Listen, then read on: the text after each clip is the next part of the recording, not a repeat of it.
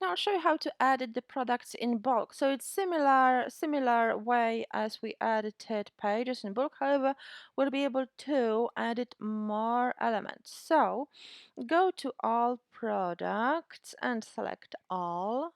Click on edit products. And here we can edit so many more elements. So we can edit SKU, price, compared price, but if you don't want, you can delete those elements that you don't need to save on space. So let's delete them. Okay, and now we can add the fields that we want to work on. So you can work on title, so product title, tags. I like to work on tags. Mm, template, availability, price. So you can edit the price in bulk if you want to change them.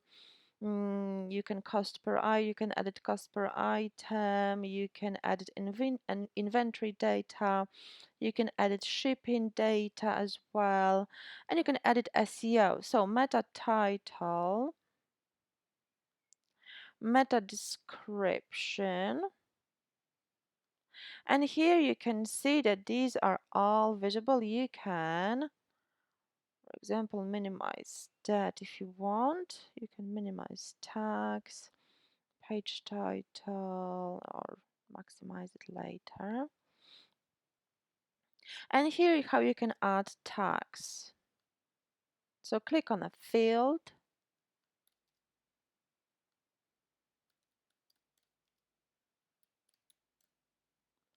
add kitchen gadget or other tag that you want, and click return. And here you've got one tag, and obviously you can add more, you can add as many as you want. You can do the same with other products. Simply click save. And the same way as we did with our pages, you can edit the as a meta title, meta description, and when finished, click save.